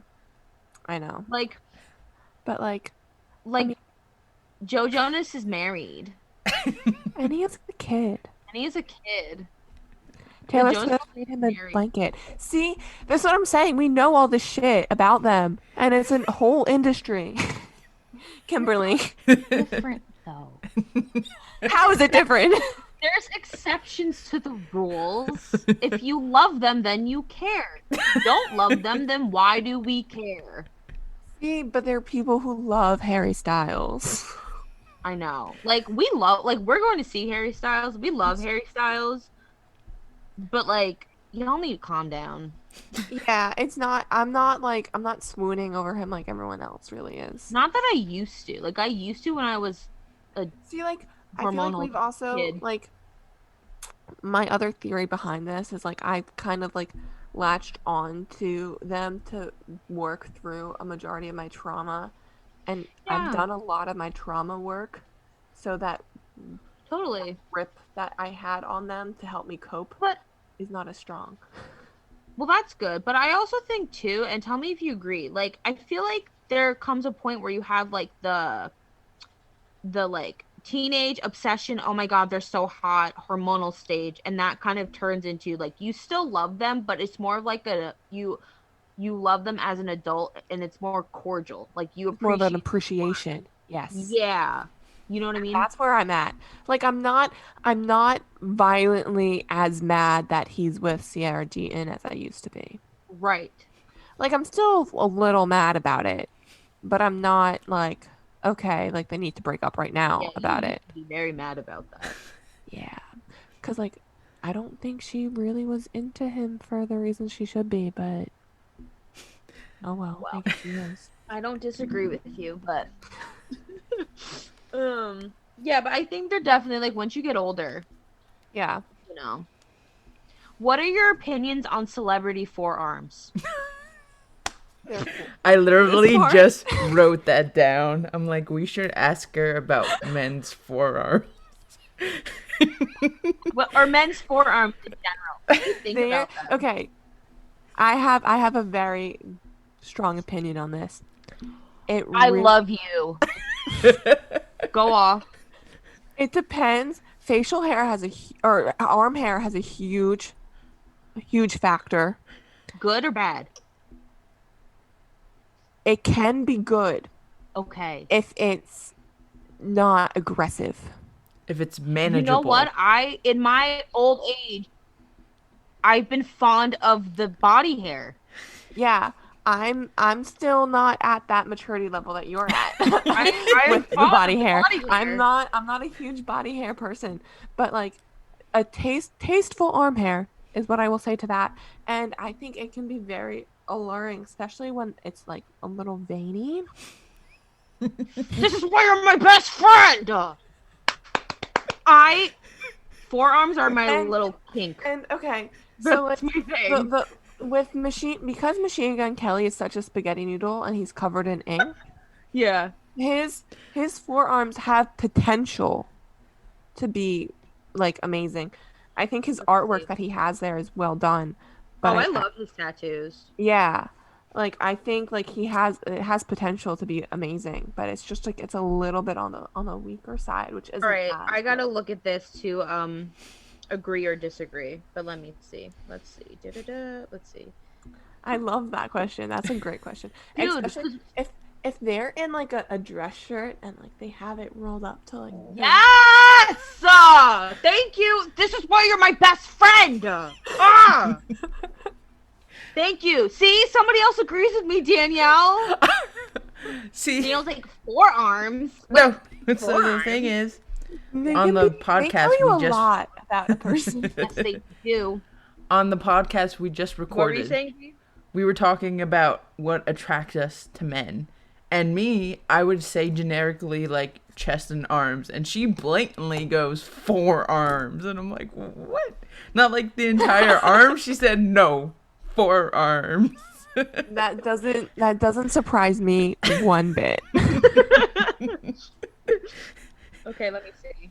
Hey Kim, No, I agree with Kim. what you're saying. This means we have to have her on for our 4-hour game. Guess the forearm. Oh, we're gonna have a celebrity forearm. You want to be on that app? Yes, Cool. I want to be on that episode. Lovely. Okay, is so I see what you're saying though, but a lot of the pictures of him, he's in like sweatshirts. Yeah, So yeah, because like that's his thing. If you notice, like when he doesn't have to dress up, he won't. I mean, me, me. I feel like everybody now, especially. Yeah, forearms. Thank you, You're welcome. and thank you. Danielle, has your opinion changed on forearms? Have you noticed forearms in the past few days because of my revelation? I mean, I think forearms are good, but it's not like my go-to spot. I literally said the man could be like the worst person on the planet. If he has nice forearms, I'll turn a blind eye. I don't care. It's like the TikTok. You could be like a terrible person, but if I do see a decent forearm, I might jog a little. Yeah. That's literally me. You gotta get into it, D. It's it's an art. They It's can be an art. It's historically an art. I literally just read from my MLA class how male advertisements specifically, have been based off of ancient Greek like ideology, and how men were supposed to put them on a superior platform of posture and stuff, and that should be the forearms. It's sculpted. It's like hot Squidward, okay? It's sculpted. It's beautiful. the Twilight book. Why do you think that sold so many copies just on the cover alone? It's literally the forearms holding an apple. And you read it, Danielle, so you caved. I did. I have a conspiracy theory that the forearm, everybody is subconsciously attracted to the forearm, and that is evident, like you said, with the Twilight cover. And the girls are like, yes, forearms. Yep. Oh my goodness. It's a Right, thing. yep. Crack the Da Vinci Code, Lauren. I will. Okay, I will say this, and Lauren probably knows this. Forearms are hard to build, like muscle wise. So once you build them, they're No, they nice. really So yeah. There's a fitness person I follow, and like his top comment on his feed a majority of the time is drop that forearm routine. Like it's you don't really realize, like you don't really use your forearms in really any exercise, but you need like it's literally your grip strength. Mhm. Like if you work on your grip strength, you develop your forearms. I feel like. Yeah, for Like I don't sure. know how else to do it. Like Like My- just like hanging on the bar, like all you Yeah. have to do. Like I feel like because I was a gymnast, I have very nice forearms. Like I'm not gonna flex on all y'all. But I was a a couch potato my whole I life. was I was actually about to flex on y'all because my forearms are fire, but maybe that's why I'm immune to the forearm thing because my forearms are fire. Because you already have fire forearms. Yeah, Like yours are probably more fire than mine. you Let's do can't a really forearm. tell Show me, because of show the me. light. Y'all are too It's because pasty. like you have a ring light on and like you Yeah, look at that definition. Yeah, that's what it is, the definition. you can't That tell. it's Yeah, I that got the light thing. on. Yeah. Yeah, Danielle. I I'm I can see it though. I Yeah, can you see I can where see it with the the can't. ring light extra on, so shiny. that should be enough. That should be enough proof. If you can see you with the light I on, didn't you see know it. they're fire. So. I did not see it at all. Kimberly, that's just because you don't have an eye for these things. Because I don't have an eye for nice forearms. I just no, wanted a giant ring and I then I meant had muscle definition. Yeah. excuse me, I'm getting one muscle definition in my thigh, ma'am, okay? It's coming in. I freaked out about it. No, I know you did, and that's like I'm so proud of you. No. Forearms, am I right, ladies? Okay. Oh my goodness. Oh, speaking, but okay, so talk about your like coaching that you're doing now. Oh, so that's new and exciting for me. Yeah. I've been going to this local gym in Oceanport called Our Team Fitness for almost 3 years now. Um, and because of the pandemic, like a lot of things have changed, obviously. But he lost one of his coaches because the coach is going to the police academy. So before he opened up to the public and asked if anyone wanted to work for him, he asked me if I want to do the internship program and become a coach there. So the past like 3 weeks, I've been shadowing him and like assisting and coaching some of the classes. And today was my very first class that I taught all by myself. And I love it. It's a lot of fun. Uh-oh. I She's like to yell gone. at people to keep it up and move. Yeah, I'm like, you got 10 seconds left. You got it. Like, finish. What's Just like don't stop. what's the easiest and hardest thing about it so far? Um, I think the easiest thing is I love it so much, so it's just like really easy to follow through. I think the hardest thing about it is changing my how I'm perceived at the gym because I used to just be a client and now to be like an employee and a coach and like me being one of the youngest members at my gym, like just kind of like keeping the authority. Hmm. Like which Mhm. isn't a major issue. Like I feel like I'm doing a pretty decent job at that, but like that was just like changing my role as like someone who's a client to someone who's now working there. Oh, It that's was but fun. that's so cool though. I remember when you told me, and it was like really exciting because you've been going there for a while, and you're really big into fitness. Yeah, yeah. So I'm very excited. Well, I'm excited for you. Thank you, thank you. I'm low Um, key jealous so of all you the know what gym. I'm Thanks for interrupting me, Kim. I what? was gonna say I'm Yeah, low you key were. jealous of all the gymnastics stuff she can do in CrossFit because she's a gymnast, and it makes me mad because I can't do them. No, didn't we do gymnastics when we were like 4? You should have kept with it. Yeah, when we were like 4. But so Lauren will know this, and Kim, you might. CrossFit is very it. What is it? It draws in people that were It's a like in mix. gymnastics. Yeah, Wait, because the reason why is because of the kip. Mm-hmm. Their kips and their muscle ups Mm-hmm. are very gymnastics based, but like not to shit on all the CrossFitters on here. You give zero shits about form, and that's why you guys get hurt. Yeah, that's oh, true. hot take. That's Get true. F Danielle. No, no, no. I agree with her. So What? like, hold on. So like, there's this one person I follow on Instagram, and she's an Olympic lifter, and she breaks down different CrossFit athletes' forms for certain Olympic lifts.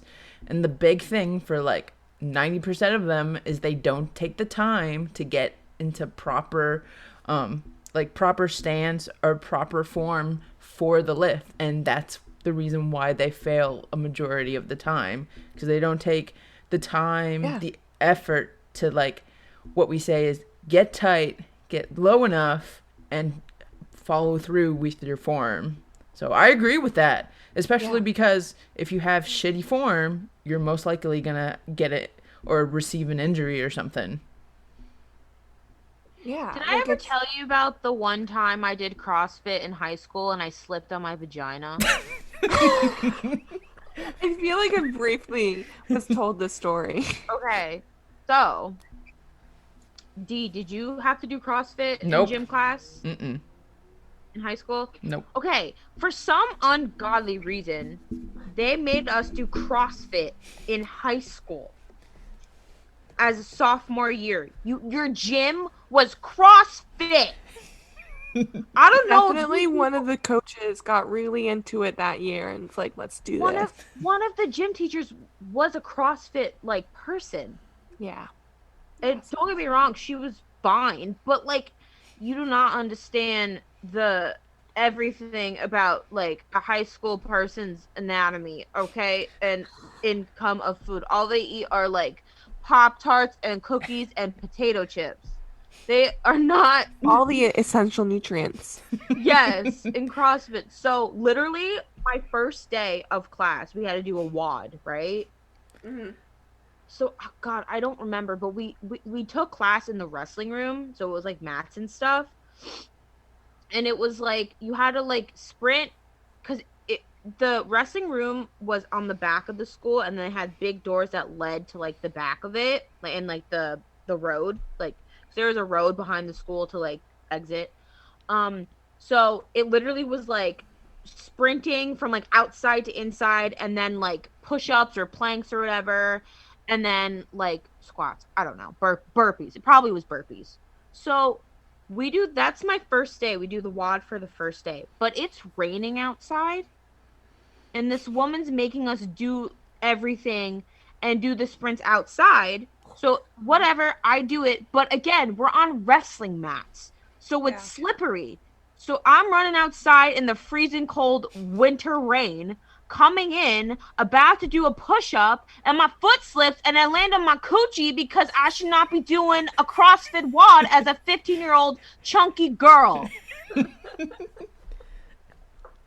And then I did not go to school the next day because my body was trampled emotionally and physically. You told that story with such elegance, Kim. I Thank love it. you. I'm still hurt by it. I'm And so so is sorry my that happened to you. coochie. That's traumatizing. Literally. Oh The thing that boy. happened to my coochie is like nothing compared to what happened to your coochie, girl, okay?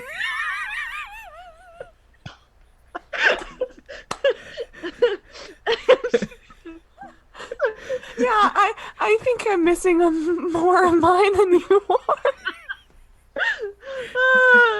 I'm sorry.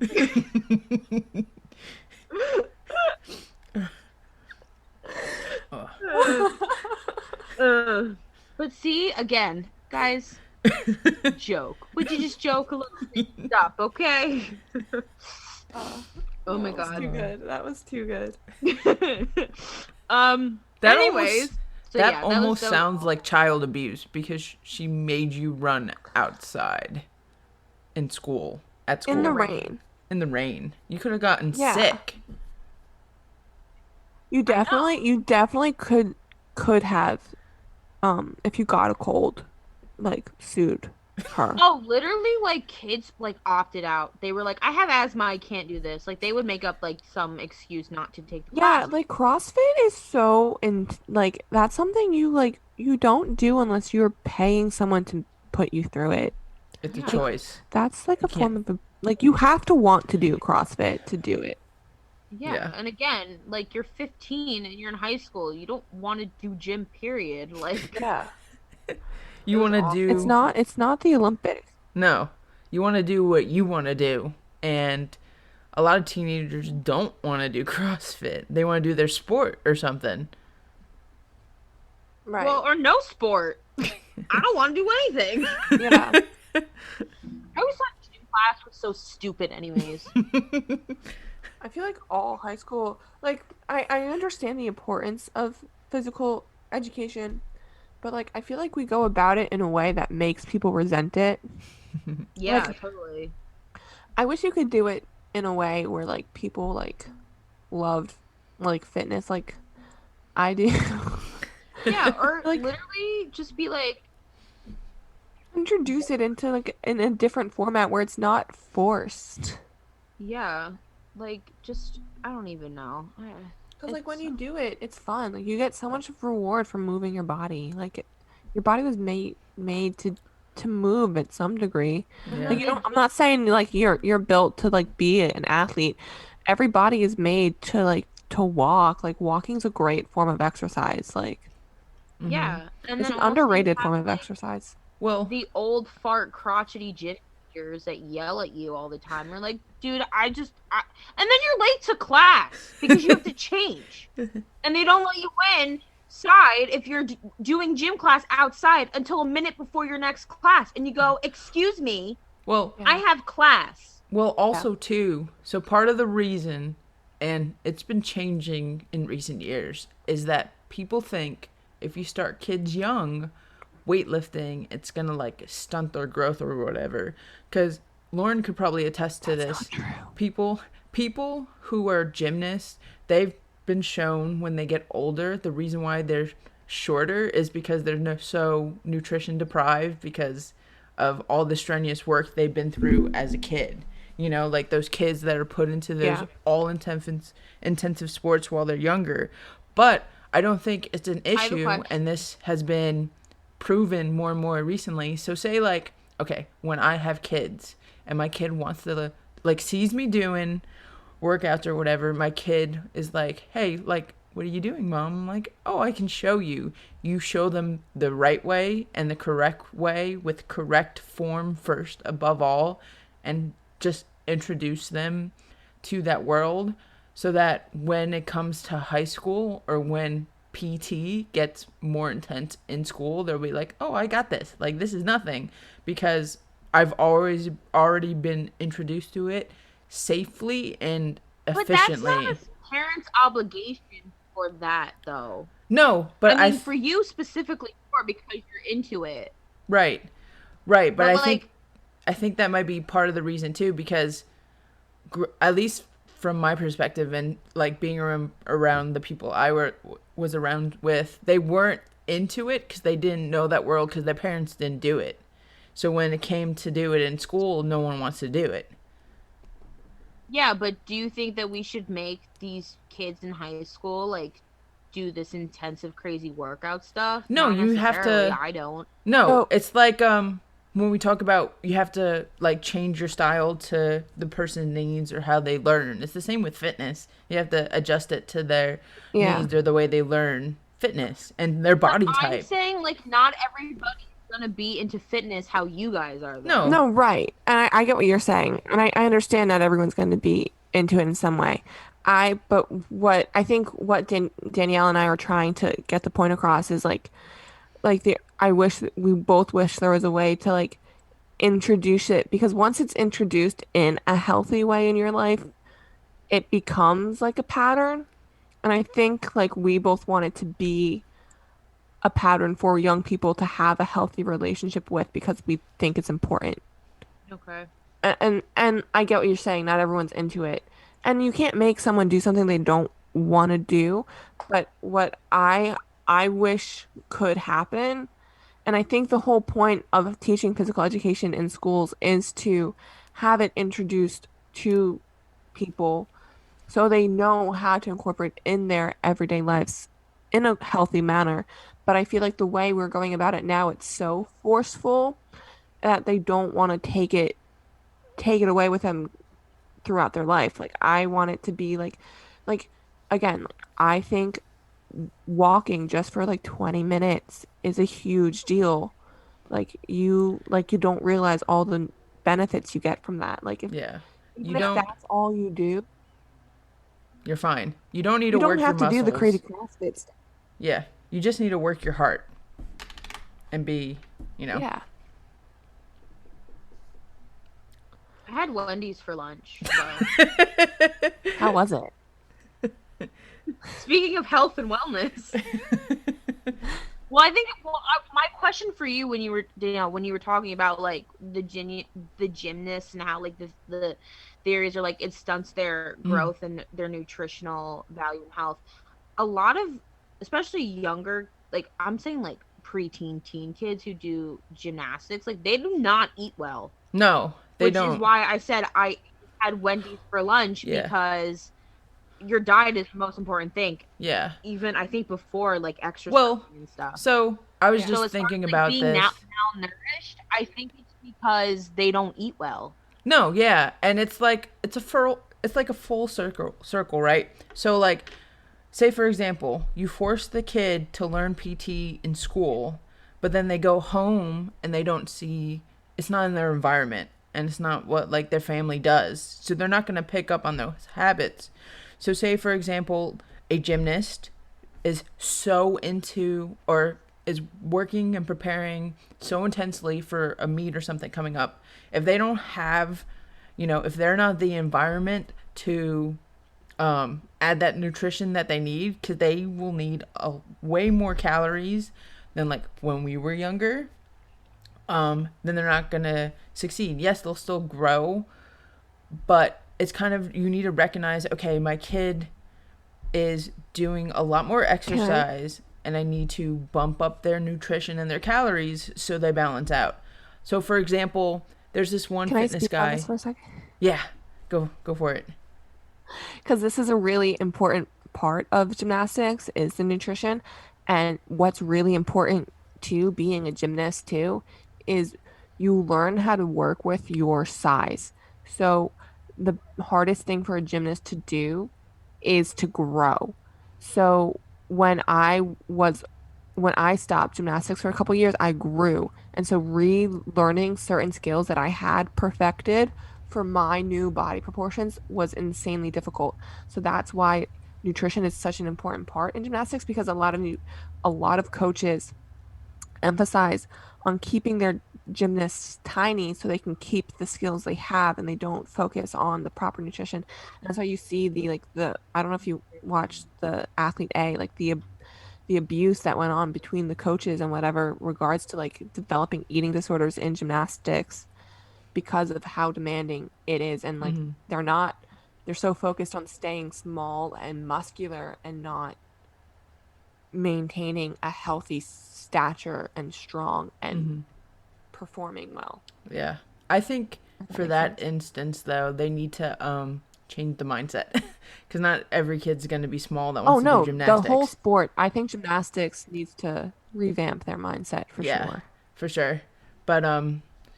But yeah, cuz Shawn Johnson said if she has a daughter, so like she won't put her in gymnastics for that reason. so there's this one fitness guy I follow. His name is, and we talked about him on the podcast before, Seth Feroce, and both of his daughters are in gymnastics. So they don't. He feeds them very well because he's a bodybuilder. So like after a meet or something, you see, all right, Kim, you see, him like when they come home from their meet, you see him feeding them steak, like giant pieces of steak because he's like he understands because he's in the fitness world like, oh, I need to feed my daughters this because they just expended this amount of energy at this meet competing at the top of their level and now I'm going to feed them steak Right. because they need it. Right.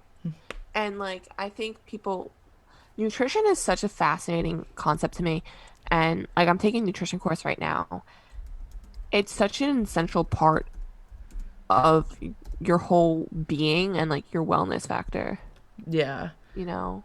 It's I wish I understood it more, honestly. the thing about Because it's so nutrition is, important to understand.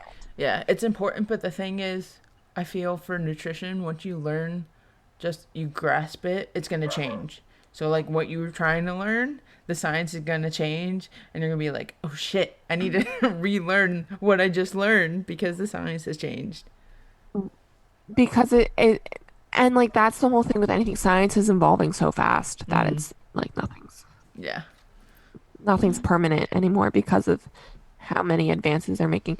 And they're also finding, which is what's really interesting to me, is like all of these studies that you're seeing coming out, like not enough people are reproducing them and getting the right results. Mm-hmm. So that's like the main part of what makes a scientific theory hold up is you can redo the experiment and get the same results consistently. And like a lot of the recent studies that come out within like the last like 20 years, they're not getting consistent results. So like they're like, what do we do? Yeah, for sure. I look better in this lighting, huh? I mean, you I don't look as pale. Yeah, I it's all good. have. Sorry, You're always beautiful. I tried to hold out. I really couldn't. Oh my God, girl, it's fine. We've been talking for a really long time. I It's almost know. 5 o'clock.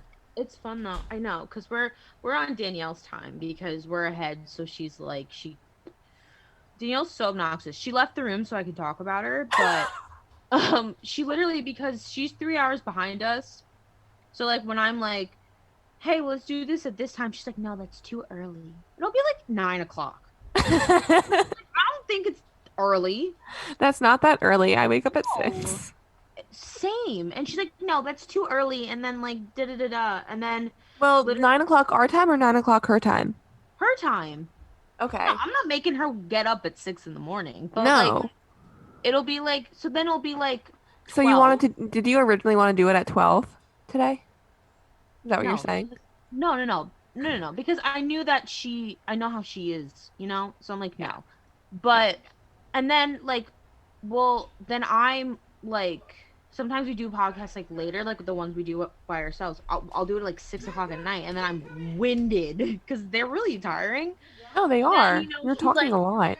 and then she'll wrap it up fast, because she has to go, like, eat dinner, and, like, her and Kevin are gonna go do stuff, and I'm like, girl, I guess we're just on your time. Like, come on now. There should be a balance of power there. I agree. She tries to make me do everything, and I'm like, girl, I got school and homework. You can do Who does stuff. the editing? She does. I Okay. don't do it because I can't. I don't have No, time. yeah. And she's it's like, a you lot. don't have time. I go, I will fight you. She's a full-time student right now. I know. She It's a does lot. not appreciate like the time that like I have to like actually I'm graduate. impressed that you're doing this in school. It's like a part-time job. Yeah, I mean like, but she doesn't appreciate the fact that I have to graduate college. Who? So, you.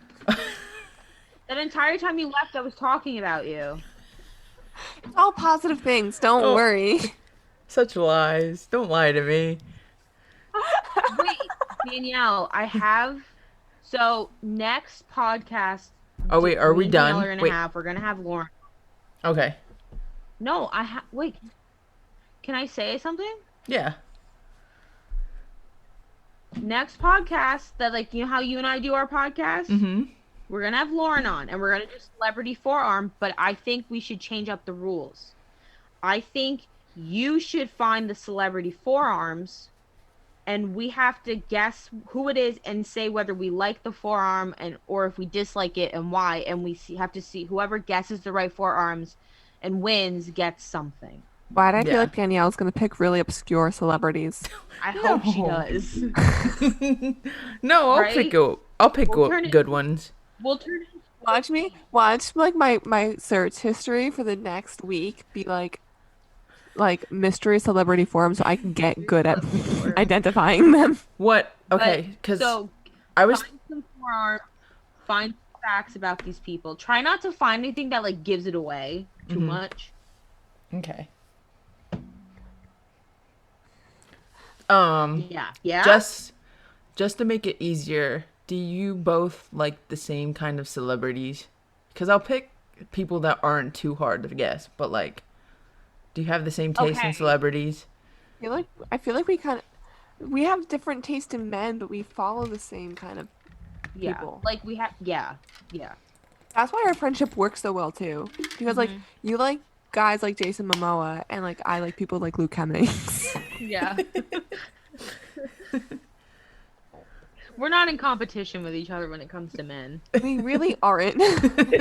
But that's good. But like, You don't have No. to fight over Like we're anyone. going for complete different people. yeah, like complete. And some of my people are questionable anyway. So I mean, most of mine are questionable. no. I don't think so. Thank you. You're welcome. But yeah, like we have different types, but as far as like celebrity, I think we're well versed. Yeah. Okay. If you give like facts, I'm sure you can figure it out. Yeah, Yeah, for sure. definitely. And it'll be a competition, and whoever the winner, no, the loser buys the winner Rook. I knew that was gonna be the How answer. about that? Okay, wait. Kim, you know Yes. how I introduced you to the Monmouth County Memes podcast? Yeah. Can we like talk about like I think that like I've listened to a couple of their episodes. I think they do a good job, but I think their issue is they're so set on like having a specific like platform. Like I think yours is a lot more organic and not as forced as there is. Well, cause like, here's the thing though. Really, it's not difficult, but like when you have people on that you know, you're obviously gonna have conversations that are more casual. Oh, Like for totally. me, like it's really hard to like interview the past few people that we've interviewed because they're also my friends. Yeah. So like, and I also don't want it to be. I also hate when it's so like black and white. Like if we're gonna go down a conversation, then ultimately we'll just go down it and then we'll just go from there. Yeah. You know what I I mean? think that's what's important to Yeah. have. Plus also Like I haven't too. listened to that podcast in No, go. You can finish. uh, I haven't listened to that podcast in a hot second, so I'm curious to see how it has evolved because I feel like everything in the starting stages grows into something completely different. Yeah, like trust me, our Daniel and I first episode is nowhere near as like It's so casual bad. and fun as it is now. It's Yeah, so for bad. We were sure. so like meticulous on how things should sound and what to do, and Danielle didn't know how to talk into a freaking microphone anyway, so I was doing all of the legwork. So like I still am, but whatever. But like I now think it's a lot Danielle's more. made some really great contributions. Yeah, thank No, she you. hasn't. Because you wanna know why? No, because you no, okay?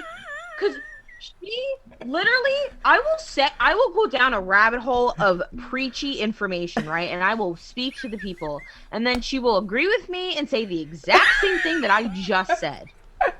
See, Danielle, if that is the case, you got to throw in some curveballs every now and then, though. She'll just agree Just with a little. Like I feel like it's hard though when you are working with someone like your sister because she's not gonna agree with you on everything because no one agrees with everybody on everything. But like for a majority of the things, you're gonna have similar opinions on, I feel like. no, I know, but like, don't say what I just said and take what I said as what you like. Give me credit, you know? Yeah.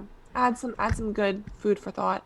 Exactly. Thank you. And then she'll just laugh at me and not say anything. And I'm like, oh God. I'm like, help me. I'm like, like throw me a freaking bone. Well, Like, because you're also like you have to take in consideration like you're just really good at making people laugh with just like how you communicate. thank you. Well, well, give your theory, Danielle, because it's not because I'm funny, it's because I'm dramatic, right? Yep, she's dramatic. Okay, but I her have theatrics in it. you add a lot of theater to it and that's what makes it so entertaining. I But I also feel like to some descent like it's also like wait, does she really mean it or is she just being funny and like I feel like people I You get me hangry enough, I will yeah. say awful stuff. Yeah, it can be bad. I'm I over told it right her now, honestly. I told her the other day on the podcast I'm like, "You're funnier in person." She's like, "What?" And I'm like, "Cuz you can see her theatrics and her animations and all that stuff, you know?"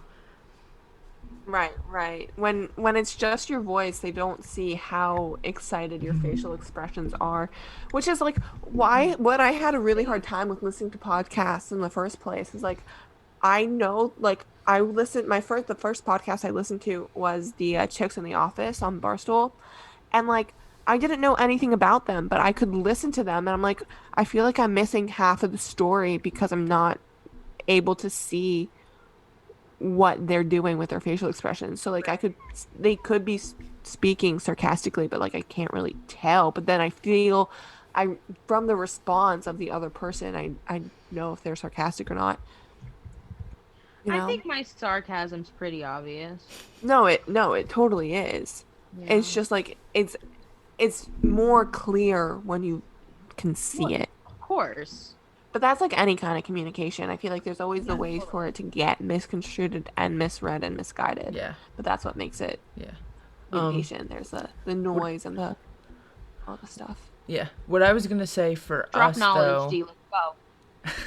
what I was gonna say for us though, I think this is more organic because we do, what's the word? I'm trying to.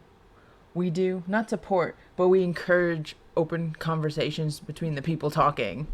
You know what I'm saying? Like it's not just question Right. after question after question. It's more organic because once, say for example, when Lauren said something, Kim will say something, and then I'll say something in response to one of you two and stuff like that, which produces more organic conversation and more genuine answers because you'll be like, oh wait, I didn't think about what that person just said. Let me add on to what I said. Right. And that's how like all conversations work. It's like you learn just from the conversation in general. And I think like in this whole it went down like very interesting paths. And like growing up when I was little, I had a group of friends and we stayed up one night, had a sleepover, like talking to 2 in the morning, and we were like, how did we get on? We ended up talking about like what we want to do with like the rest of the world and like how we're involved in it. And we're like, how do we even get on this topic? And the conversation started because we were talking about how like you're a good kisser if you can tie a knot with a cherry stem. Oh, And so Drake and like we have a joke. It's like because of the cherry stem. Josh. Yeah. Like That always it just like happens at that one sleepovers at conversation 3 o'clock branched in into the something morning. huge. What'd you say? I'm sorry. I said that always happens at sleepovers at 3 o'clock in the morning. Oh, totally. Um. Ugh. Yeah, so we're gonna have Lauren back on. Okay. Hi guys, I'm back. Celebrity forearm. So Danielle, you actually have a job to do. I have multiple jobs to do. Don't you worry. See, I told you she'd think I'm to do one excited. This thing. is really fun. Wait, I talk hope I was a about good guest. What was what? that? What'd you say? I said I hope I was a good guest. No, of course. I was gonna say, where could people find you if they want to follow you? Oh, okay. Um, you can follow my Instagram at Lauren_Wollman18. That's my normal one. Or I just started a a fitness account on Instagram called Lifting Lauren_. You can Mm-hmm. follow me on there. You're I will be growing posting. followers, girl. Yeah, that's a new account, so I'm building that. So yeah, check me out. Check her out, guys. Check me out. Check me out. Yep. Like, check it out, girls. Remember that? And then, Lauren, what are some of your goals for 2021? Ooh. To finish this semester, and I have the potential possibly to graduate in December of 2021, so graduate. Um, I also would like to continue to coach at the gym and hopefully land an internship slash job at a health and wellness company. Those are the three big ones. Long term. Long term, those are good goals, Thank you. and you'll definitely achieve them. Oh, thank you. Of course. Well, thanks for coming on. Thank you so much for having me. I had so much fun. Oh, good. I'm glad. I'd Yeah. like to hear that you talk about me a lot. It makes me feel really good. I have I not, Danielle? She has.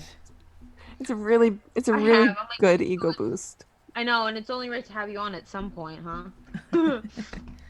But it's good because then we'll have you on again to play select. What are you holding up? Was that a Danielle? green screen? My No, drink? that blanket. Oh. Danielle, you're ruining my outtake, okay? My outro. Thank you so much much for having me. Of course. And then we'll have you on again for Celebrity Forearm, which I'm very excited about. And I'm so glad that you're into them as much as I am. Yes. It'll be Okay. so fun. Well, thank you everybody for listening. Danielle, any parting words for everybody? Um, Okay, great. no. Thanks everybody so much. We'll see everybody later. Okay, bye.